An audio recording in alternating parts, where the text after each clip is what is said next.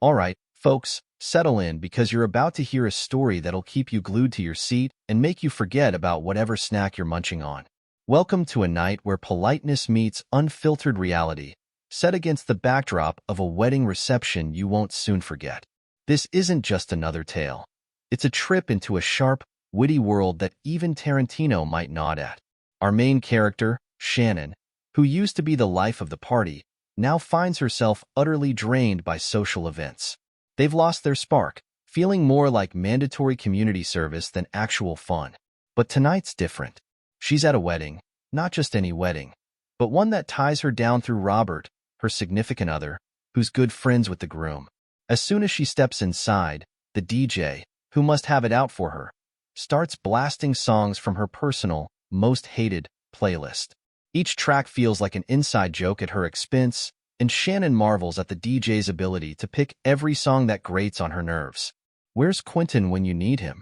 She'd rather face a Reservoir Dogs standoff than endure another chorus of the latest pop hit. Meanwhile, Robert, clearly missing the partners in crime memo, has disappeared into the depths of the bar, deep in conversation with some mysterious stranger. Left on her own, Shannon sips a drink that's too sweet, scanning the room filled with pastel-clad guests in search of something, anything, to save her from boredom. Just as she considers sneaking out or at least heading for an emergency exit, a voice slices through the chaos. "Hey, Shannon." It's Tracy, emerging like a beacon from the past, armed with a grin and a drink. Seeing an old friend in this sea of strangers feels like a Tarantino plot twist. Unexpected, but perfect. "Tracy? What are you doing here? It's been forever."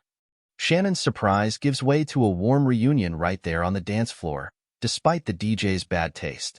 Enter Darren, Tracy's +1 for the evening. The guy looks like he stepped straight out of a gritty action movie, with jet black hair, a shadow of a beard, and a silver earring that catches the light like a dare. Black jeans, leather jacket, and a t-shirt. Darren's the kind of guy who could fit right into a neon-lit thriller. As introductions are made, Shannon's earlier dread begins to fade, replaced by curiosity. Maybe, just maybe, this night won't be a total bust. Back in high school, Shannon's life changed during her junior year. Her boyfriend showed up to pick her up one night, but there was another girl in the car. Angry, Shannon refused to get in. Later, she found out that both her boyfriend and the girl died in a car crash. Even though she wasn't close to him anymore, her parents insisted she attend the funeral. At the service, she felt a mix of guilt and shock, realizing how close she came to being in that accident herself. It made her rethink her whole life. From that point on, Shannon dialed down the partying and focused on her studies. She picked up a summer job and started taking things more seriously. Her parents saw the accident as some sort of wake-up call, and her newfound focus led her to ace her placement exams, landing her a spot at the Community College of Philadelphia, where she pursued a degree in business administration. Her father, impressed by her change, urged her to join some singles events at their church, even though she was hesitant. That's where she met Robert Cunningham, a tall, clean-cut FBI agent. At first, she thought he was way too conventional for her tastes, but his job intrigued her. Robert, on the other hand, was smitten by Shannon's drive and values. Before long, they were dating, and her parents were thrilled. By the time Shannon graduated, she and Robert were engaged, and now they were living their so-called happily ever after. "Living the dream," Shannon muttered sarcastically to Tracy. "So, where's the hubby?" Tracy asked with a smirk. "You mean Mr. Square?" Shannon shot back. "He's probably off in some deep conversation, draining all the fun out of life." Tracy laughed. "I thought you married a cross between the Lone Ranger and Elliot Ness?" "More like an accountant," Shannon replied bitterly. "He never talks about work, and all he ever wants to do is sit at home. It's like living with a sponge." As they chatted, Shannon spotted Robert walking toward them, phone in hand, looking apologetic. She introduced him to Tracy and Darren. "Hey, I've got to head out early. Work stuff," Robert said, glancing at his phone. Tracy jumped in. "Don't worry, Darren and I can give Shannon a ride. She can stay and hang out with us a bit longer." Robert hesitated, unsure, but Shannon chimed in quickly. "Yeah, I'd rather not head home alone. I'll come back with them." With a quick kiss goodbye, Robert left, and Shannon turned to Tracy, feeling a spark of excitement. "Let's grab another drink," Darren suggested. "Or," Tracy added with a grin, "we could leave this place and find something a bit more exciting." Shannon paused for a moment, but curiosity got the better of her, and she agreed. Outside, they headed toward Darren's motorcycle. "I haven't ridden one of these in years," Shannon said, eyeing the bike with a mix of excitement and nerves. "You'll be fine," Tracy laughed. "Just hop on behind Darren." "What about helmets?" Shannon asked, still unsure. Darren chuckled. "Helmets are for sissies." He revved the engine, and Shannon climbed on, feeling a surge of adrenaline as they sped off into the night. She clung tightly to Darren, the wind whipping past her, her earlier boredom long gone. They arrived at a nearby nightclub, the music and flashing lights pulling her back to her wilder days. Tracy headed straight for the bar, ready for the night to begin. "Let's do some shots," Tracy yelled over the music. Before Shannon could reply, Darren leaned in close, his voice low. "Or maybe you want to try something a little more interesting than alcohol?" Curious, Shannon asked, "Like what?" With a sly grin, Darren pulled out 2 small, pastel-colored pills. He popped one into his mouth and handed the other to her. "Trust me, you'll love it," he said. Shannon hesitated for a moment, but then swallowed the pill. He laughed, then called Tracy over, and the 3 of them made their way to the dance floor. As they danced, Shannon asked Darren if Tracy enjoyed Molly too. Darren shook his head, saying, "Nah, she's more into her own stuff, something like booze." Soon enough, Tracy wandered off to get another drink, leaving Shannon and Darren alone. Shannon started to feel a warm rush of euphoria, the music and lights blending together perfectly with her mood. She felt an intense connection with Darren, like they were the only 2 people in the room. As time passed, Tracy passed out in a nearby chair, leaving Darren to focus all his attention on Shannon. The high coursed through her veins, and she wished the night would never end. Eventually, Darren hoisted Tracy over his shoulder and motioned for Shannon to follow him outside. They rode to an apartment building, where he gently laid Tracy on the couch, still out cold. Shannon, still feeling the effects of the Molly, found herself wrapped around Darren. They made their way to the bedroom, where their encounter was rough and intense, the high making it all the more surreal. When Shannon finally woke, she found Darren already getting dressed. "That was insane," she said, still groggy. Darren smirked. "Yeah, 2 hours straight." "You're welcome." Shannon's eyes widened. 2 hours? No way. "Told you Molly would take things up a notch," Darren replied, his grin unmistakable. Realizing it was nearly 2 a.m., Shannon scrambled to get dressed, a rush of panic hitting her. She glanced at Tracy, still passed out, and felt a pang of guilt but quickly brushed it off. The ride back home seemed to drag on forever as she tried to come up with an excuse for being so late, but nothing came to mind. When they finally arrived, Shannon muttered a quick "thanks" to Darren before slipping inside the house, praying Robert was already asleep. To her relief, the house was empty. Robert hadn't come home yet. She quickly hid her clothes and jumped into bed, hoping her close call would go unnoticed. Moments later, she heard the jingle of keys in the door. Her heart raced, but she let out a deep breath, knowing she'd just barely dodged trouble. Suddenly, another thought hit her like a freight train. What if Robert wanted to be intimate? She had already put on her underwear and stuffed tissues in them, but that wouldn't help if he started getting touchy. That's when an idea popped into her head. She'd go on the offensive, but with anger, not affection. As Robert tiptoed into the bedroom, she turned on the bedside lamp and snapped, "Where have you been?" Robert looked startled, stepping back. "I told you, I had to go out for work." Shannon glared at him. "That's your excuse every time. What's really going on? Are you seeing someone?" Robert, taken aback, shook his head. "No, I swear, I love you." She pressed harder. "Then tell me where you were. If not with someone else, what were you doing?" Robert hesitated, visibly exhausted. "I can't talk about it," he finally muttered. "Can't or won't." Shannon shot back, determined to keep up the pressure. Defeated, Robert sighed and answered coldly, "It was a crime scene. Double homicide. 2 guys were taken to a landfill and shot in the head. His voice was flat, emotionless, as he detailed the gruesome scene.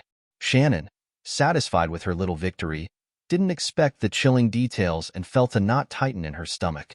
As Robert finished undressing and climbed into bed, turning his back to her, she flipped off the light, feeling both triumphant and uneasy.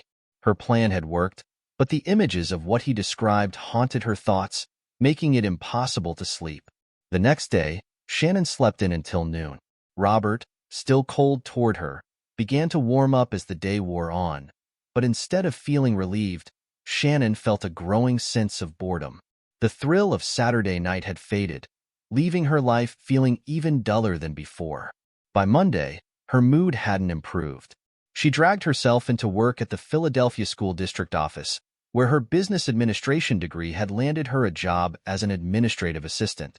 Her boss was lecherous, but Shannon tolerated it for the sake of securing a good evaluation. However, the routine was mind-numbing, and her excitement from the weekend was quickly replaced by the monotony of office life. But this Monday was different. A surprise visitor was escorted into the office by the director, and when Shannon glanced up, her heart skipped a beat. It was Darren. He was dressed in a sharp suit and tie, with his hair neatly combed and the earring gone. He offered her a brief, knowing grin before turning his attention back to the director.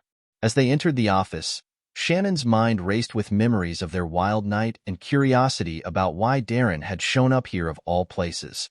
Unable to resist, Shannon flipped on the intercom and started eavesdropping.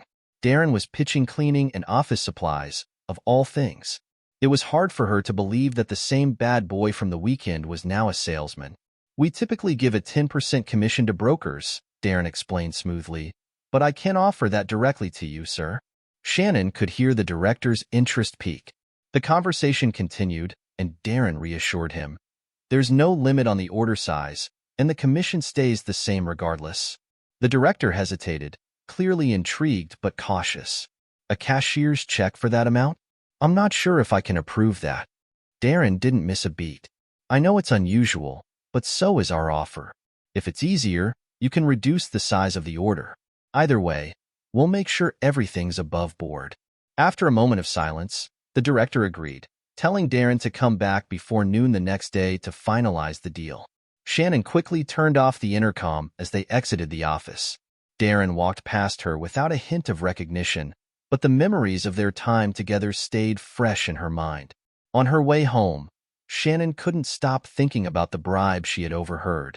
While she wasn't shocked by Darren's shady deal or the director's willingness to play along, the insistence on using cashier's checks seemed odd to her.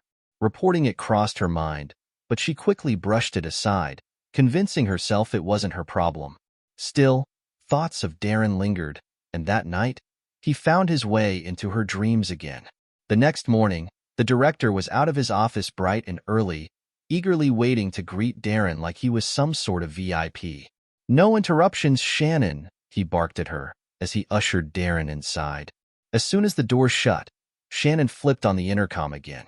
She heard the director ask, "Did you bring the commission?"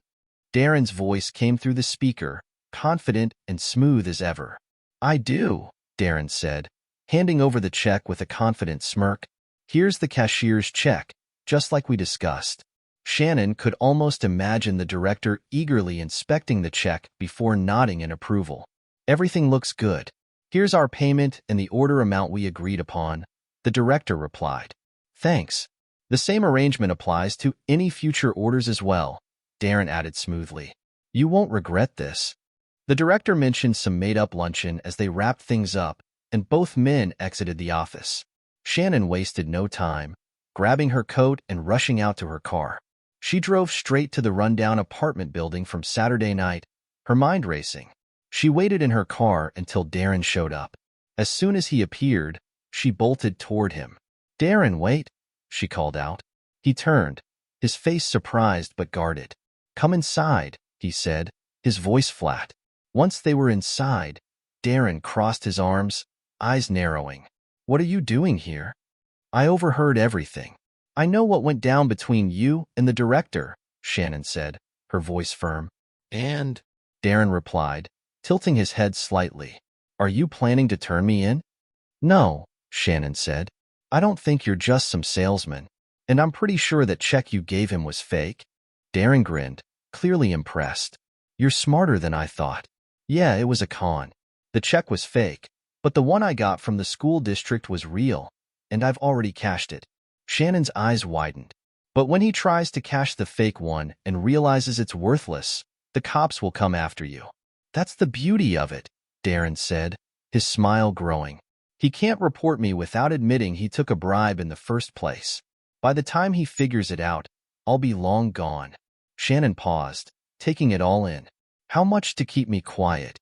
Darren asked, a little too casually. I don't want your money, Shannon replied, her voice low. Darren raised an eyebrow. Then what do you want? Shannon took a step closer, her face serious. I want you to take me with you. Darren was momentarily taken aback, but then a slow smile crept across his face. Are you sure about that? You're willing to leave your husband, your nice home, your job? A look of resolve crossed Shannon's face.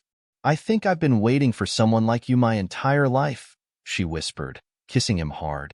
Darren gripped her hips and pulled her close, but after a moment, he yanked her head back by the hair. I'm leaving town soon, he said coldly. I'll be outside your house in an hour. If you're not ready, I'm gone. No waiting. Are we leaving on your bike? Shannon asked. No, Darren replied, his voice firm. I'll be in a car this time. Sometimes, you've got to leave your toys behind. Shannon hesitated. What about Tracy? Darren looked at her with a hard expression. I told you, leave your toys behind. Be ready at 1:30, or I'll leave without you. Shannon kissed him one last time before dashing out of the apartment. She jumped into her car and sped to the nearest bank, withdrawing as much cash as she could. Then she hurried home, throwing essentials into a suitcase along with her makeup bag. She scribbled a quick note that read, sorry, and left it with her wedding ring on the kitchen counter. Sitting on the porch, doubts started creeping in. But when Darren's car pulled up outside, she made her decision. She grabbed her bags and ran to the car, leaving the front door unlocked as she threw her luggage into the back seat. As they drove off, guilt washed over her. She thought about Robert and how much this would hurt him, and imagined her parents' disappointment, but she pushed those thoughts aside. It was her life, after all. The next few months flew by in a haze. Darren drove them to Wilmington, where they holed up in a cheap motel. Their nights were spent in smoky clubs, their days fueled by pills and whatever thrill they could find. Shannon loved the recklessness, the lack of any real responsibility. Occasionally, thoughts of her old life crept in, but she buried them deep, refusing to look back. One afternoon, Darren woke her, saying they were running low on cash and that she needed to start working. He had a plan, though. She'd become a legal secretary, despite her protests of not knowing the first thing about the job. They went shopping at the mall, where Shannon picked out a sleek black Alexander Wang pencil skirt and a white blouse. Darren insisted she try on smaller sizes to fit his vision, leaving the fitting rooms a bit chaotic on purpose. At the shoe store, they picked out expensive black high-heeled pumps. When they met at the food court, Darren had a large bag from a sporting goods store. Shannon eyed it suspiciously. Are we leaving now? She asked, nervous. Relax, Darren said calmly. Stores aren't looking for men lifting women's clothes. Besides, buying the shoes throws off any suspicion. Why did I have to buy these pricey shoes, though? Shannon asked.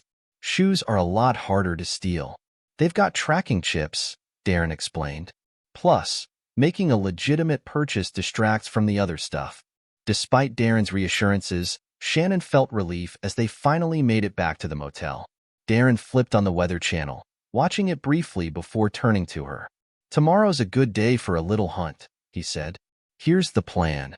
Shannon felt uneasy about becoming part of his con game, but she saw no way out.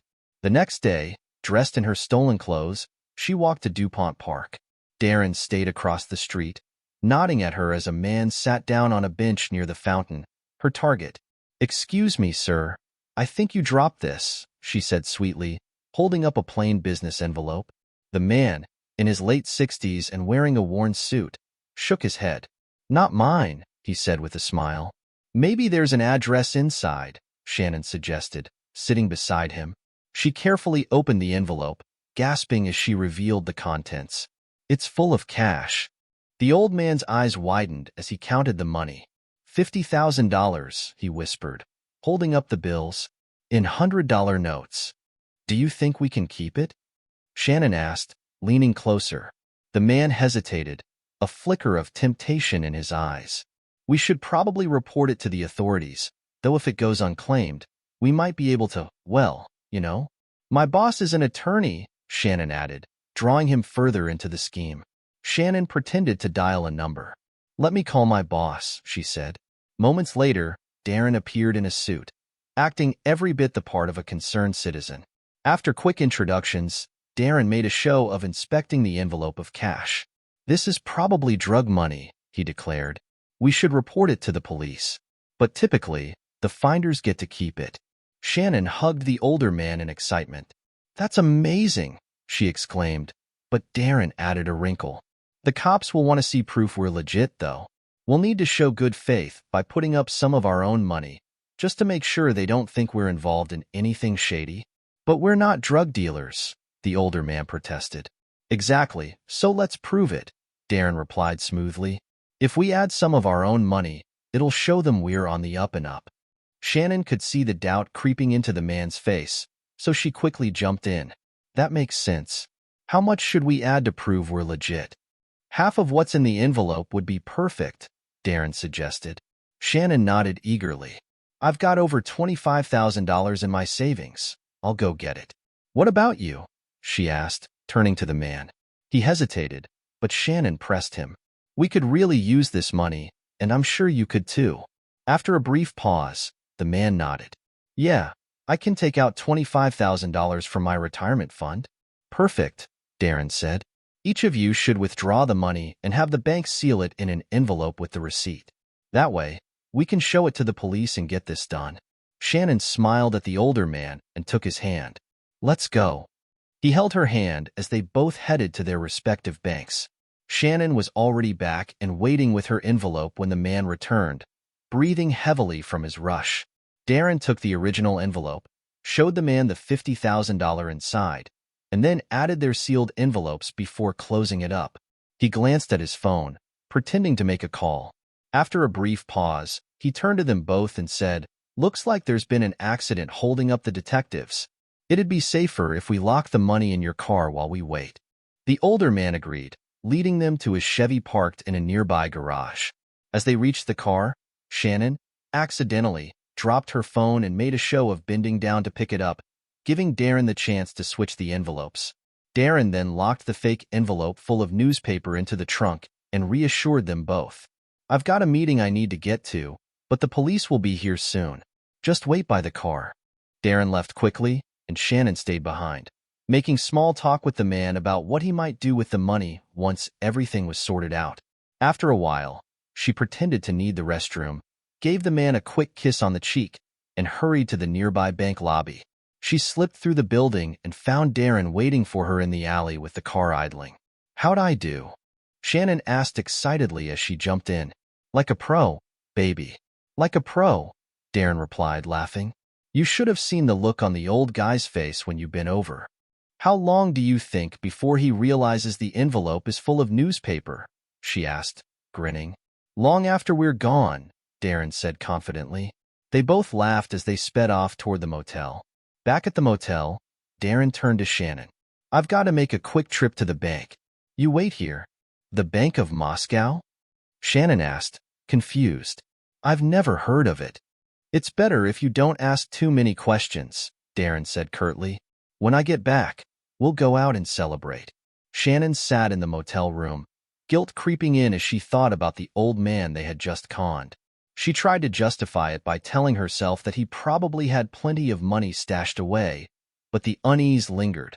She lit up a joint from Darren's stash to calm her nerves, and by the time Darren returned, she was high and giggly. "Let's grab some food and have a good time," Darren said, pulling her out of her daze. A week later, Darren announced they were leaving town. When Shannon asked where they were heading, he mentioned a business opportunity. They packed up quickly and hit the road, driving north on I-95. "Are we going back to Philly?" Shannon asked. "No," Darren replied curtly. We're heading to Newark. Newark? Why Newark? Shannon asked, confused. Big business there, Darren explained. Remember the school board con in Philly? Well, Newark's got an even bigger opportunity. Shannon looked puzzled, so Darren continued. Newark has the largest school district in New Jersey, but it's one of the worst performing. They've been under state control since 1995. It's plagued with corruption and underfunding. But because of that, they've been getting a lot of donations from wealthy people trying to fix things. Shannon still looked confused, so Darren added, the latest quick fix is giving students iPads. We're going to offer to sell them a batch of iPads at dirt cheap prices. They'll jump at the deal. Shannon stared at him. Where are we going to get a bunch of iPads? Darren grinned. Our friends at the Bank of Moscow have a shipping container full of them. Shannon blinked. Who exactly is the Bank of Moscow? Darren rolled his eyes. It's not a real bank. It's the Russian mafia.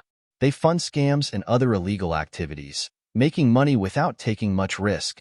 If a deal goes south or someone gets caught, the borrower still has to pay. Shannon was shocked. Why would they fund other people's scams? Because they get paid no matter what, Darren explained. If you borrow from them, you owe them, plus interest. And if you can't pay, your family's on the hook. There's no escaping their loans.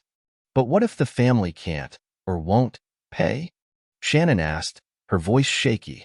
You don't want to know, Darren said, his tone dark. Trust me. The Bank of Moscow always collects. Shannon shuddered. So where did these Russians get a container of iPads? They hijacked it, of course, Darren said with a casual shrug. And they're just going to hand it over to us? No, they're going to loan it to us, along with seed money for the scam. In return, they get half of whatever we make. Half? Shannon exclaimed. But we're taking all the risk, and they get half? Darren nodded. It's a $2 million deal. We sell 10,000 iPads at $400 each. That's $4 million. We keep $2 million. Not bad, right? Shannon remained skeptical. And you think you can convince the school board to buy stolen iPads? Darren grinned. We've got a contact, Gordon Sims, head of Newark's Future Today Foundation. He's ambitious, and let's just say he's not too picky about where the funding comes from. Shannon's eyes widened as she realized what Darren was saying. Wait, you're going to con him? Darren's smile grew wider. Not me, sweetheart. You. I don't know how to do this, Shannon said, her nerves starting to show. Darren smiled confidently. I'll coach you. Trust me, he'll be putty in your hands. After they checked into a hotel near New York's LaGuardia Airport, they spent the afternoon shopping in Manhattan. Shannon picked out a variety of new clothes, including some lingerie from Agent Provocateur, an Armani suit, and a pair of Burberry boots. The boots were her only personal purchase. The rest was for the part she was playing. That evening, they rehearsed her role as April Johnson, VP of Sales for Global Resources. All marks are the same, Darren reassured her. Just focus on the rewards, and they'll believe whatever you're selling. Despite Darren's confidence, Shannon barely slept that night. The weight of her growing involvement in his schemes kept her restless. The next morning, jittery and unable to eat, she finally felt a surge of control as she slipped into her tailored suit and those sleek boots. Before they left, Darren gave her a final reminder. Remember, you're not just selling the product. You're selling yourself, too. Own it. In Gordon Sims' office, Shannon took a deep breath and launched into her pitch. Global Resources had a surplus of tablets available at half the retail price, but only if the foundation could buy the entire shipment.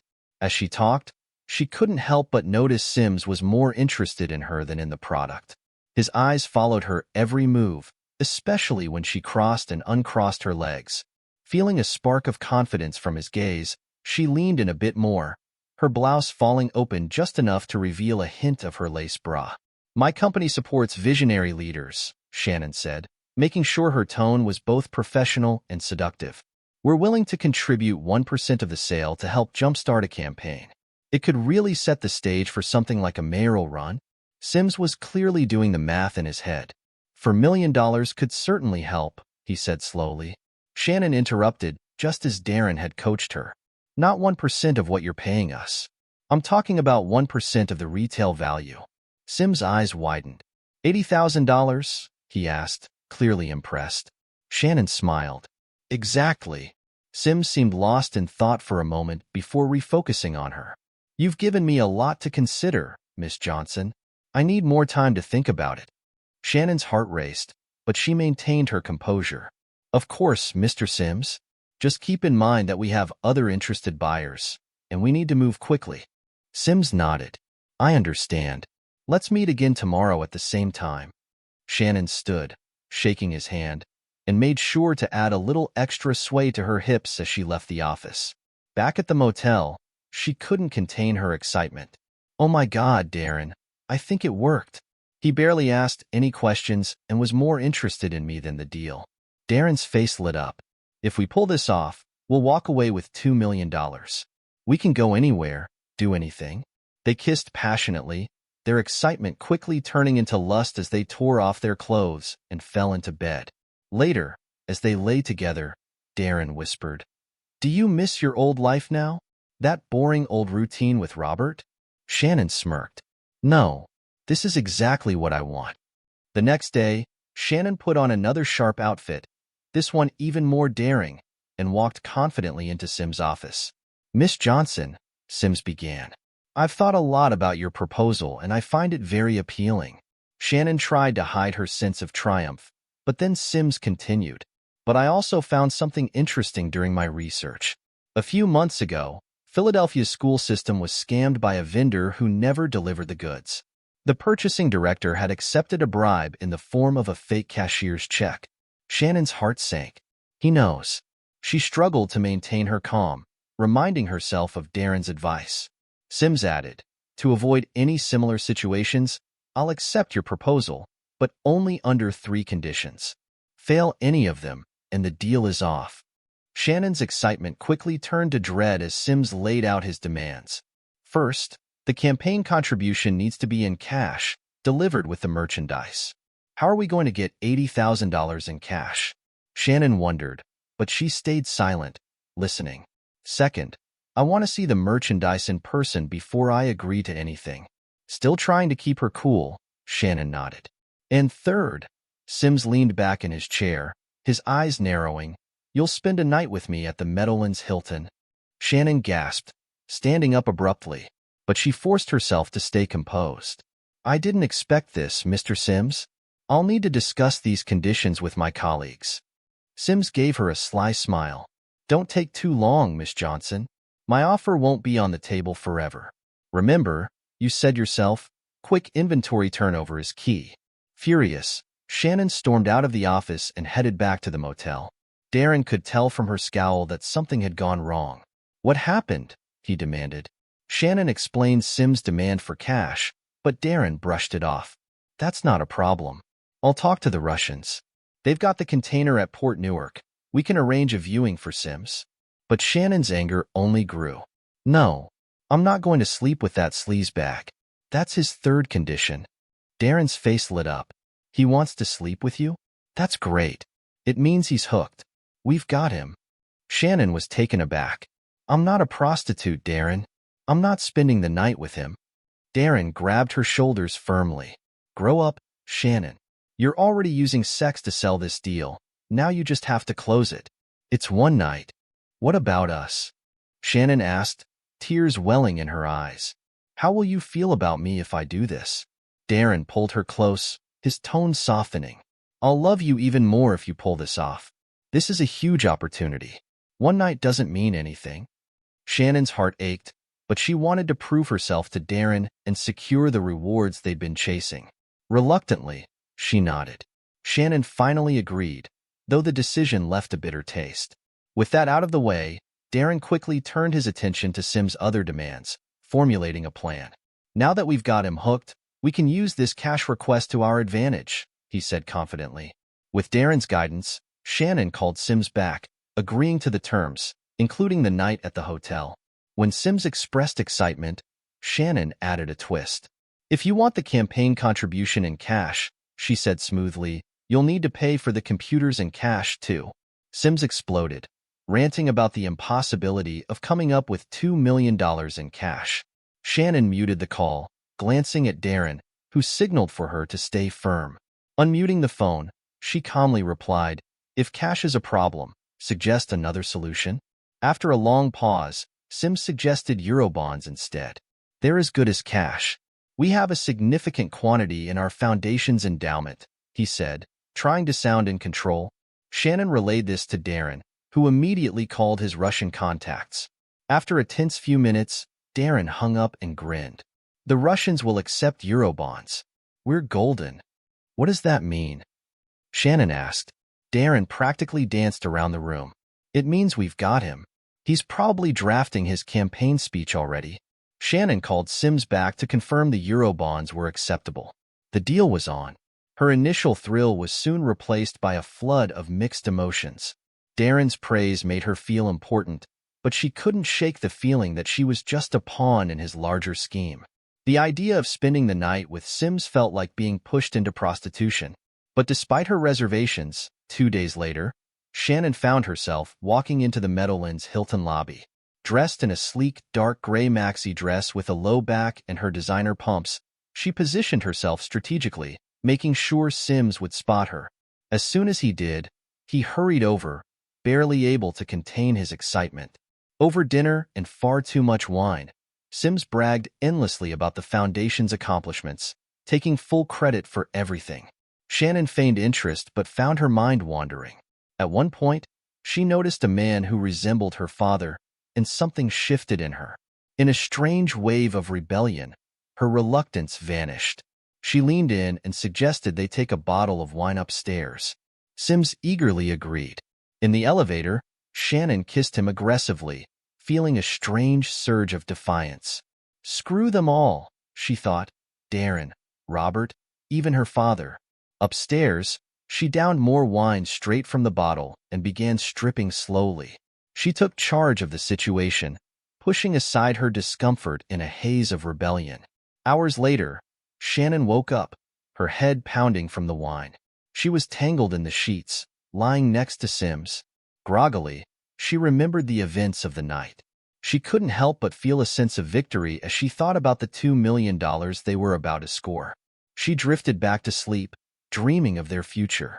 The next morning, Shannon woke with a splitting headache, but Sims was already up, standing by the bed with a completely different demeanor. "Let's talk business now," he said sharply, sitting down beside her. The switch in his tone was jarring. "Here's how this will go," Sims began. "Meet me at my office at 5 p.m. Bring the $80,000 in a briefcase. Come alone. I'll have the Eurobonds with me. We'll count everything together and then head to a storage locker. Bring a heavy-duty padlock. I'll have one, too. We'll lock the money up and head to the terminal to verify the tablets. Once that's done, we'll come back and collect our shares. Got it?" Shannon nodded, taking it all in, her mind racing. Sims stared at her a moment longer, his gaze hard. "And remember, no tricks. Everyone gets what they want." "Of course," Shannon replied, masking her growing disdain. She forced a smile. Before leaving, Sims leered at her and added one final insult. "I was right about you. You're quite the piece of meat." Back at the motel, Darren could sense something was off the moment Shannon walked in. "What happened?" he asked eagerly. She sat down and detailed the encounter, including Sims' demand for $80,000 in cash. Darren didn't seem fazed. "No problem. I'll talk to the Russians and make the arrangements. We can figure it out." What bothered Shannon most was how excited Darren seemed about her night with Sims. His lack of concern only deepened her anger. "I'm not a prostitute," she said, her voice trembling with emotion. Darren, impatient, grabbed her by the shoulders. "Grow up, Shannon. You've been using sex to sell this whole time. This is just sealing the deal. One night doesn't mean anything." "But what about us?" Shannon asked, tears welling up. "How can you be okay with this?" Darren pulled her close, his voice softening. "I'll love you even more if you pull this off. This is everything we've worked for. One night is nothing compared to what we'll have." Shannon reluctantly nodded, her emotions torn. She packed their things as Darren finalized the details of the deal. As they talked about their future, visions of Paris began to lift her spirits. A couple of hours later, Darren returned with a briefcase. "Inside is the $80,000, he said seriously. Guard it until it's locked in the storage unit. The Russians won't be happy if anything goes wrong. Just before 5 p.m., Darren dropped Shannon off at the Foundation's offices. Remember, he said with a grin, in an hour, we'll be rich. Shannon carried the heavy briefcase inside. Sims was already there, fidgeting anxiously. He tried to grab the case, but Shannon held it back. I'm just going to count it, Sims reassured her, pointing to a case filled with Eurobonds. Shannon inspected the bonds and snapped a photo, sending it to Darren. A few moments later, a voice with a Slavic accent confirmed they were real. Proceed, Darren's text read. Shannon exhaled in relief and nodded at Sims. Let's go. They drove to a rundown self-storage facility, its surroundings desolate and quiet. Nobody comes here, Sims explained as they pulled into the lot. We won't be disturbed. Inside, they placed their briefcases on a shelf. Shannon locked the unit with her padlock, ensuring neither of them could access it alone. Now, let's go see those tablets, she said, her voice steady. They headed to Port Newark, navigating through rows of containers under the watchful gaze of towering cranes. Eventually, they stopped in front of a bright blue container. This is the one, Shannon said, checking the numbers on the container against a sheet of paper she pulled from her purse. She handed Sims the key, holding her breath as she awaited his next move. Sims wasted no time, quickly unlocking the padlock and pulling open one of the large container doors. The 40-foot container was packed with boxes, each displaying the unmistakable Apple logo. Excited, Sims pulled out a folding knife from his pocket, slicing open one of the boxes to reveal stacks of smaller boxes inside. He grabbed an iPad, holding it up with a grin. I knew it, he exclaimed. Shannon, remembering Darren's instructions, calmly added, You'll want to check the boxes in the back too, just to make sure they're all the same. Sims nodded, agreeing eagerly. He began climbing over the stacks of large boxes to reach the back of the container. As he did, Shannon could feel the tension rising, and she decided now was the moment. She quickly tried to pull the container door shut, but the hinges creaked loudly. Sims turned back, eyes wide with suspicion. What the hell are you doing? He yelled, scrambling over the boxes toward her. Panicking, Shannon frantically struggled to close the door, but the locking mechanism jammed. Sims was closing in, and she knew she wouldn't be able to get it shut in time. Fear taking over, she abandoned the door and bolted down the row of containers, heading for the street. Sims, furious, climbed out of the container and chased after her. But just as Shannon leapt into Darren's waiting car, Sims was left in the dust. He ran back toward his Mercedes, determined to catch them, but his escape was blocked. An 18-wheeler had pulled into the narrow cul-de-sac, blocking the entrance entirely. Cursing in frustration, Sims jumped out of his car and yelled at the driver to move. The trucker, however, responded in a language Sims didn't understand. As the driver and his helper began unloading the truck, Sims stood there, seething. Meanwhile, Shannon was still shaking as Darren sped out of the container terminal, his laughter filling the car. I felt like I was running in quicksand, she gasped. I thought he was going to catch me. You don't have to worry about Sims, Darren chuckled. Those truckers are under orders to keep him there for at least an hour. By then, we'll be long gone. What if he calls the cops? Shannon asked, still nervous. And have them find all that cash and those Eurobonds locked up in storage? Not likely, Darren laughed. That would be the end of his career. When they arrived at the self-storage facility, the place was deserted. Shannon rushed to Sims' unit and unlocked her padlock. Darren grabbed a pair of bolt cutters from the trunk and made short work of the lock Sims had used. With a grin, Darren threw the door open. Here we go, he said excitedly. But as Shannon stepped inside, something was off. The briefcases were missing. Darren spun around, his eyes wild, and grabbed her by the shoulders. Where are the briefcases? He shouted. Where's the money? Shannon twisted out of his grip, her voice shaking. They were right here. I saw them with my own eyes when we locked the door. Darren frantically searched the small storage unit, running his hands over the empty shelves. No, no, no, he muttered, panic creeping into his voice. Sims must have taken them. He must have tricked us somehow. That's impossible. Shannon screamed. They were here when we locked the door. I know they were. Darren's face paled as the full weight of the situation sank in. Oh God, he whispered. This is bad. This is really, really bad. The Russians will kill us if we don't get their money. Shannon's heart raced as Darren's panic spread to her.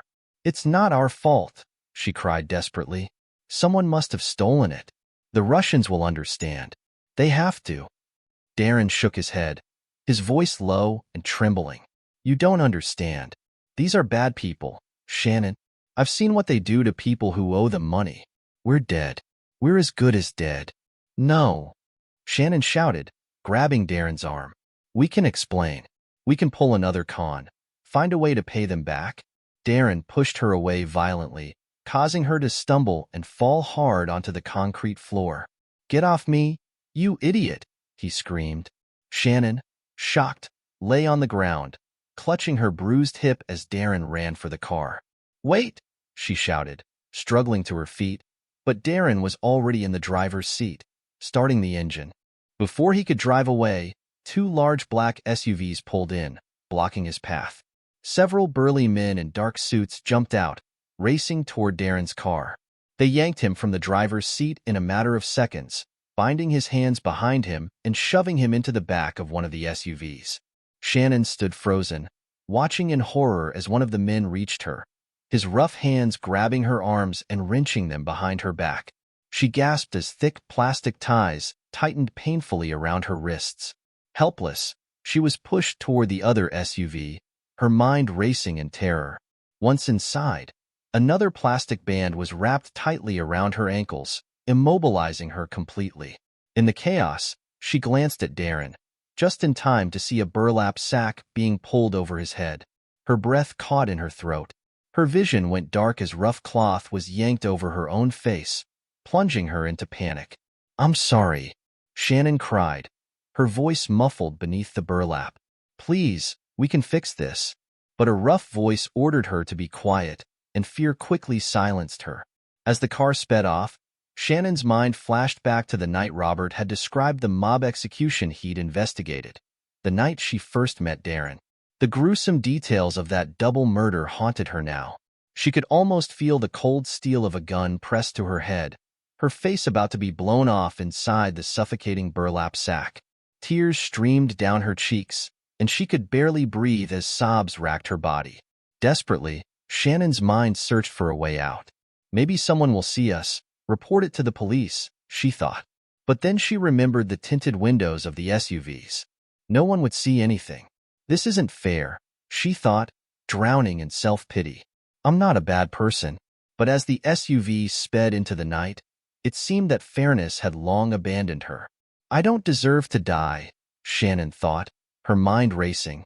But as she reflected on how she had treated Robert, her family, and even the old man they had conned in Wilmington, a realization crept in. She hadn't been a good person. In her panicked state, memories of her family surfaced, and she tried to remember the religious lessons her father had once tried to instill in her. Desperately, she began mentally bargaining with God, promising to change her life if only she was spared. But no prayers came to mind, and she slumped in her seat, feeling utterly defeated. She heard Darren whimpering beside her, and bitterness washed over her. And to think I once thought he was a tough guy, she thought. The SUV made a sharp turn, and Shannon felt the rough vibrations of the road beneath them. The realization hit her like a ton of bricks. We're heading to the landfill. Terror took over again, and she began to sob. The vehicle braked hard, nearly throwing her into the seat in front of her. The door next to her was yanked open, and she shrieked as hands grabbed her legs. Hold still, a voice barked, and the plastic ties around her ankles were cut. A firm hand pulled her out of the car, and Shannon stumbled forward, Darren shuffling beside her. They were dragged across rocky, uneven ground before being forced to their knees. How much longer? A voice nearby asked. 5 minutes max, came the response. Shannon's heart sank. 5 minutes, she thought, trembling. I have less than 5 minutes to live. She felt herself begin to slump in defeat, but a rough hand jerked her upright. She knelt there, her body shivering uncontrollably, and heard footsteps approaching from behind. Suddenly, light broke through the burlap sack covering her head. She blinked against the blinding brightness, assuming it must be the headlights of a car. Then, she gasped as a hand touched the back of her head, yanking the sack off. In the glaring light, she saw a pair of legs in front of her. A voice rang out, one she recognized immediately. "Is this what you wanted?" Shannon's heart stopped. It was Robert. His voice, raw with emotion, cut through the air. "Is this the life you wanted, Shannon? Living like a criminal? Running with someone like him?" Tears streamed down her face. She couldn't look at him, her head hanging in shame. "I would have given you anything," Robert said, his voice thick with hurt. "I would have taken a bullet for you." Shannon's sobs grew louder as the weight of his words crushed her. Robert's tone turned sharp. "Here," he snapped, pulling something from his jacket. Shannon flinched, expecting to see a gun, but instead, he tossed an envelope onto the ground in front of her. "Since you wanted it so badly, here are your divorce papers." Her heart sank as she stared at the envelope on the dirt. She had ruined everything. After a tense moment, Robert turned to the others standing nearby. "I'm done here. The two of them are all yours now," he said coldly, walking away without a backward glance. One of the men standing in the shadows spoke up. "All right, folks, show's over. Let's get back to work." Shannon and Darren were yanked to their feet, their hands still tightly bound. They were led back to the SUV and thrown inside. A heavy hand dumped the divorce papers into Shannon's lap. Within minutes, they were on the highway, speeding southeast. Darren was the first to recover from the shock. "What the hell was that all about?" he spat angrily. The figure in the passenger seat turned around, revealing an attractive African-American woman. Shannon was surprised. That, the woman said with a wry smile, was a little professional courtesy. Robert wanted a chance to confront his ex-wife. Darren's face twisted in anger. "The FBI?" he sneered. "I should have known. How long have you been after us?" The agent laughed. "You too? We weren't after you. You're small fish. We were using you to get to the bigger catch, the Russian mafia. We rounded them up this afternoon." Darren's eyes widened in realization. "You're the ones who took the money from the storage locker," he shouted. The woman grinned. "Of course. It's evidence, after all." Darren's face contorted with rage. "You set us up. You should be thanking us," the agent shot back, unfazed by his outburst. "If we hadn't arrested the Russians, they were going to kill you both as soon as you got the money out of that locker. We've had them under surveillance for months. We heard the whole plan." Shannon gasped, her own bravado gone. Darren slumped back, his face pale, no longer the cocky schemer he had been just moments before. After a long, tense silence, Shannon meekly asked, "Where are you taking us now?" The agent glanced at her with a smirk. "Where do you think? The Essex County Jail?" Shannon's heart sank even further. She slumped in her seat, staring at the floor. She could feel the agent's eyes on her, sizing her up. After a minute, the woman finally spoke again, her voice curious. "Why would you leave Robert Cunningham for this?" she asked, gesturing toward Darren with contempt. Shannon couldn't meet her gaze. "I guess I always had a thing for bad boys," she muttered. "Bad boy?" the agent scoffed, her tone filled with disdain. "You mean this coward who just wet himself?" Shannon glanced at Darren, horrified to see that his jeans were soaked. When he noticed her looking, he turned his head away, staring out the window in humiliation. The driver cursed under his breath. "Great. Now I've got to clean the back seat again." The agent laughed, shaking her head. "You thought this was a bad boy?" she continued, her tone incredulous. "You were married to one of the baddest FBI agents on the East Coast. That man has more commendations for bravery than most agents get in their entire careers. He's taken down mob bosses, bank robbers, and serial killers, and you left him for this?" Shannon couldn't bring herself to respond. The weight of her choices, her mistakes, pressed down on her like a ton of bricks. She had thrown away everything for an illusion, and now she was paying the price. "I never knew," Shannon whispered in a small voice, her heart heavy with regret. "Yeah, I bet you didn't," the agent snapped. "And you nearly destroyed him. You have no idea how bad it was after you left. That man loved you with everything he had, and you threw it all away, treated him like garbage. The agent took a deep breath, steadying herself. But after tonight, I think he'll be just fine. And let me tell you, when he's ready to date again, there are plenty of women at the bureau who'll be more than happy to catch his attention. I might just be one of them. From the front seat, the driver groaned in mock disappointment. Damn, Alice. I thought you were saving yourself for me. The female agent laughed, playfully tapping his shoulder. Shut up, Ray. Your wife would skin you alive if she heard you say that. Before Shannon could react, the driver announced, "We're here," as the SUV made a sharp turn into the Essex County Correctional Facility. Shannon and Darren were led into the fluorescent-lit building, walking down a long corridor. The female agent kept a firm grip on Shannon's arm, pulling her aside just before they reached an empty holding cell. The door clanged shut behind her, the sound echoing in Shannon's mind. She collapsed onto the cot chained to the wall, her body finally succumbing to the emotional exhaustion she had been holding back. The whirlwind of events over the past few days overwhelmed her. The adrenaline rush of scamming Sims, the horror of thinking she would be killed, the unexpected relief of survival, and the gut-wrenching shame of facing Robert. It all hit her at once. As she thought about Darren's pathetic attempt to flee without her, Shannon felt a wave of gratitude that she had been separated from him.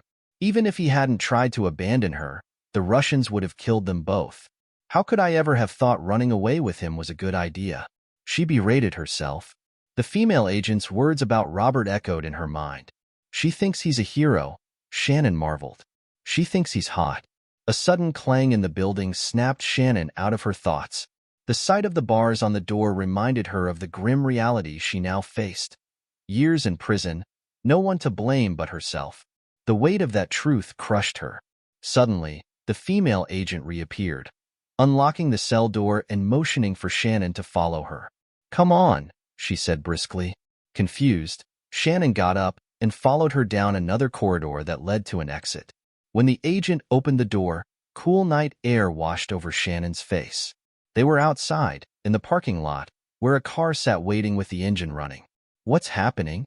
Shannon asked, her voice laced with confusion. The agent only motioned toward the car. Then, the door of the vehicle opened, and Shannon's breath caught in her throat as a familiar figure stepped out. "Daddy!"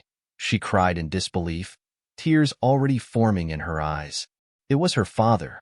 Without thinking, Shannon rushed to him, throwing her arms around his neck and sobbing uncontrollably into his jacket. "I'm so sorry, Daddy. I'm so sorry for everything," she choked out between sobs. Her father held her tightly, his own voice filled with emotion. "It's okay, honey. It's okay. Let's go." He gently guided her to the passenger seat of his car. Once they were both inside, Shannon wiped her eyes, her heart still racing. "Where are we going?" she asked, her voice small. "We're going home, sweetheart," her father replied softly. Shannon's mind was spinning. "I don't understand. Why am I free? How did you even know to come here?" Her father merged onto the highway, heading toward the New Jersey Turnpike. He glanced at her, his expression unreadable. "Robert called me," he said finally. "He asked me to give you a message." Shannon's heart skipped a beat. "Robert?" she asked, barely able to process what she was hearing. Her father nodded, his voice gentle but firm. He said, "Tell her this is a parting gift from SpongeBob." Shannon let out a small, broken cry, fresh tears spilling down her cheeks. She couldn't decide whether Robert's gesture was an act of mercy or the most painful punishment he could have inflicted on her.